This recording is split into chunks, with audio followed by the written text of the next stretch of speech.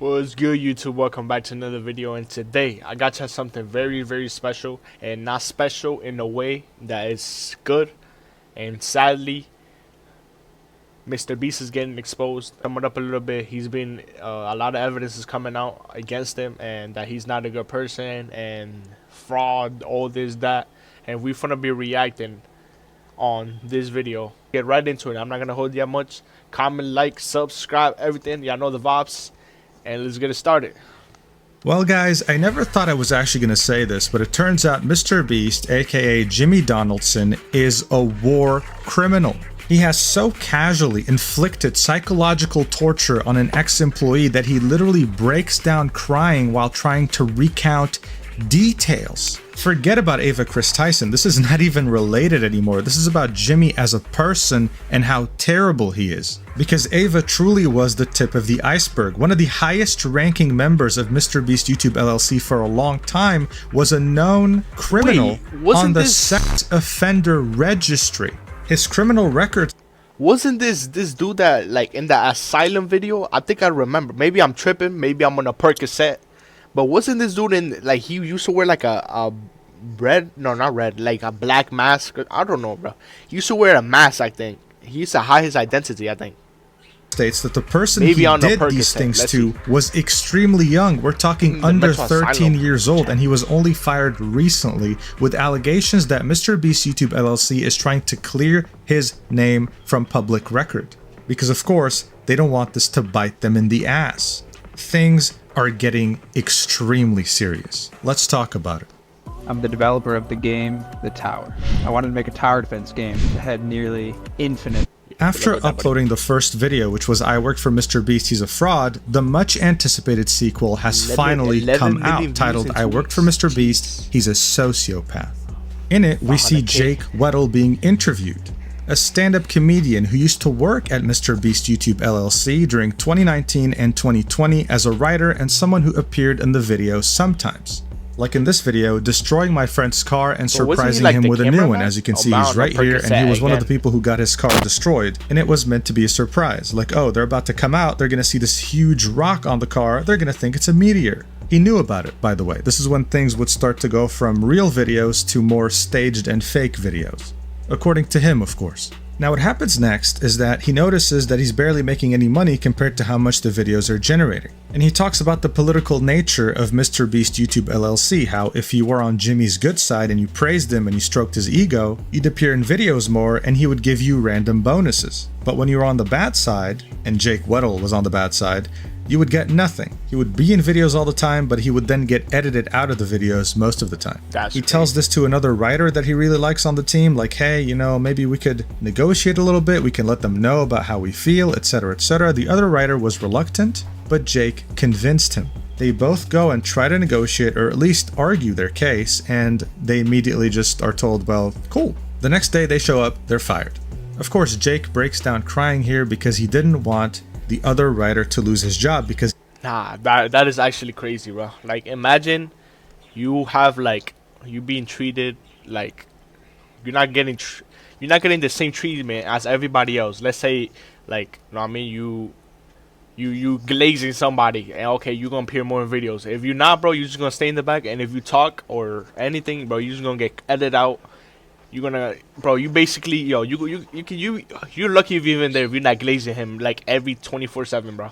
So damn, that is weird, bro. That is really weird. He loved his job, but that was the nature of the workplace known as Mr. Beast YouTube LLC. He'd start working there in 2019 and was fired in 2020. He was actually very happy to be fired. He mentions how different Jimmy was off camera, how he had only one thing on his mind, to be the biggest YouTuber, and has no sense of any human empathy. When he would be giving people life-changing amounts of money, he'd be hoping that they cry, being like, yes, please cry. It will be so good if you cry, it'll be so good for the video. Almost like nothing he was doing was real.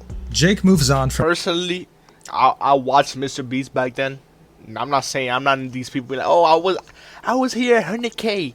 Bro, no, bro. I wasn't there that far, but I was there when the first video I watched was like, he was like at like 2 million subscribers, something like that. I don't know, because like after like he hit like 10 million, bro, he just went up like crazy. But I was around like 2 million, and I think one of the videos I don't know, it was like something about like, that's what video was it, yo? Basically, it was like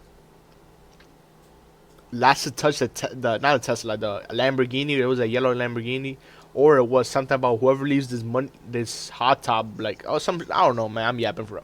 And by 2021, he had moved to New York to work on his stand-up comedy career. He gets a phone call from his ex-employer, Mr.Beast YouTube LLC, in which he's pitched an idea for a video he'd be starring in. According to him, the pitch made it seem like it was going to be paradise. It was going to be very simple. You're just going to sit in this room, chilling, on vacation. You have an ice cream machine. You have a bed all to yourself, a bathroom, everything you need, really. All you have to do is survive in this room for 100 days. And even better, every single day you sit there, you get $10,000. Only the last 5 days are going to be hard. You know, you're going to be tortured a little bit. But otherwise, easy. And to Jake, this meant two life-changing things. First off, he was going to be fully starring in a video, right? He's usually always edited out, and the editors told him it's because of his strong personality. So that's awesome. He gets to actually flex his comedic bones. And second, $10,000 a day. He comes from a very rough background. So this is a very life-changing amount of money. He said yes and went back to North Carolina immediately. Now, what many people don't know is that this video wasn't released, and it was a testing ground for the video that did release starring Jimmy called I Survived 50 Hours in a Maximum Security. I knew, like, I don't know why, but something told me that that video was not, like, it wasn't uploaded, because I used to watch all his videos, and clearly you can see 3 years ago. So yeah, I was actively watching him in quarantine. Prison. Actually, what's even more interesting and wasn't mentioned as far as I recall in the video from DocPack was that the same set, the same exact room where they put Jake was used in the video $10,000 every day you survive prison. Jake has given us pictures, and as you can see, it's the same exact set. And here's Jake himself. Jake says that while it may look cute on video, the facility had a lot of problems. The hot tub had no filtration system, so it would smell after 3 days. The ice cream machine's dairy was very strong, so it would also be very smelly. This room had a septic tank. That was its plumbing system, so that also was smelly. Overall, it wasn't a very nice room to be in.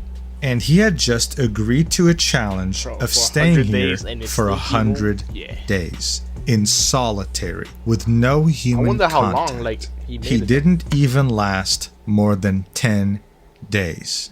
You have to understand, Jake is genuinely a victim. This isn't some sob story. He would literally start trembling and crying whenever he would recount what happened in that room. He was cut off from human contact, but the worst part was that they would not turn off a grown man getting emotional like that is type crazy, nagala. The fluorescent lights. And he had no source of sunlight, no windows. He could not sleep. He still suffers of insomnia today. And the symptoms started during this challenge. Imagine being in a room, right? A smelly ass, small, stupid room, and you have no sense of time passing. You have no idea how long it's been. The sunlight, the moon, nothing, zero. This is what solitary is. It's meant to be torture. He wouldn't be able to fall asleep, and he was expected to do daily challenges almost. Because guess what? The cameras were rolling 24/7. He had to be entertaining. He had to make jokes. He had to look at the camera and say things. You'd know what I'm talking about if you watched a Mr.Beast video before. He of course complained about this, right? It's hard not to complain when you can't sleep. It's one of the worst things on the planet, and staff wouldn't budge. He'd get visited by editors sometimes, and they'd joke around saying, wow man, you know, everything okay? This footage looks horrid. It seems like you're going through a really rough time. Yeah, no shit. The guy can't sleep. He was able to briefly speak to one of his friends on set, telling him about the fact that they can't turn off the lights, and his friend jokingly said, well buddy, yes in the United Nations consider I dropped out 4th grade, bro. Alright. Yes, the United Nations considers sleep deprivation as a form of torture and a war crime under the Geneva Convention in the UN Torture Convention. Damn, bro. So this is like real. That's a war crime. We can't even do this to terrorists. That's sleep deprivation. And the worst part is, he's right. So at this point, Jake's already thinking, you know what, screw the money, I cannot do this for 30 days, let alone for 10, I need to get out immediately. Then Jimmy shows up, asks, hey, why is he sleeping? And staff says, oh yeah, he's having a hard time sleeping. And Jimmy says, well, wake him up. He pulls 2 briefcases and says, hey, we have 2 challenges today, you want to find out what they are? And Jake at this point is sleep deprived. He's like, oh hey, what are the challenges? Jimmy says, well, the first one is a Rubik's Cube. Jake says, there's no way I can do this. I'm dyslexic. It's going to be very embarrassing. I can't do it. Jimmy cuts the persona completely and looks at him and says, come on, just do it, you know, for the challenge, for the video. Come on. Jake manages to avoid it, but then the second challenge was running a marathon on a treadmill. And by that point, Jake knew he couldn't just say no. He was going to be forced to do it, so he did it. No practice beforehand, by the way, no preparation. He had just woken up and he is sleep deprived. And according to him, he ended up running from 12 to 3 a.m. I don't know whether it was 12 p.m. or 12 a.m., but regardless, 3 or 9 hours, regardless, right? You're making someone sleep deprived and solitary run for 3 hours. 9 hours is a war crime for sure. He was allowed to take breaks, but by the end of it, his feet had massive blisters. I don't even want to know what they actually looked like, but it was probably horrifying. They got the on-site psychologist to go talk to him, and the psychologist was like, yeah, dude, it's over. He can't do no more. All of a sudden, everyone was concerned. And he laughs about this. He says, well, guess what? That night, they decided to turn off the lights. The next day, all the staff is there to comfort him, all his friends. You know, he does specify that a lot of them were talking, voicing the fact that this isn't fair. This shouldn't even be happening, that they're treating him very badly. But of course, you know, they weren't the decision makers. Jimmy apparently sat there in front of him like an evil villain and said like some of the most cold things. Like, hey, you know, it was horrible, but at least you get to keep the money. He said, Jimmy said, can you say to the camera how thankful you are that now you can pay back your student loans? You know how hard it was to do a take of that? And pretend to make it genuine? I don't want to have student loans. I don't want to be in a cage. But Jimmy's the guy with the money, and if you do what he says, he'll do what you want. You want your student loans paid off? You just be in this cage.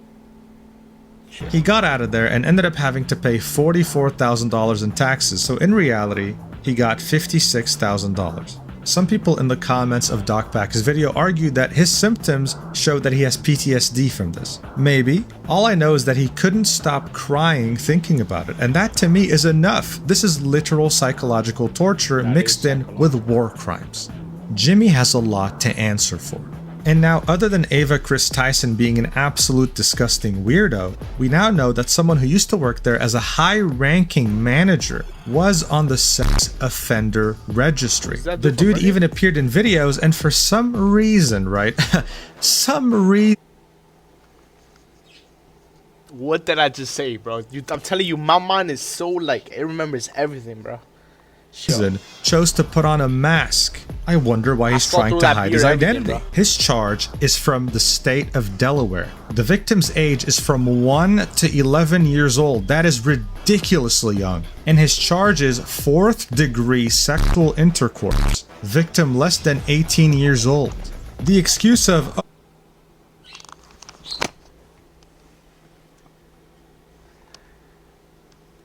Nigga, what? Chill. Sex. But I'm not even gonna say that word, bro. Intercourse with a 1 through 11.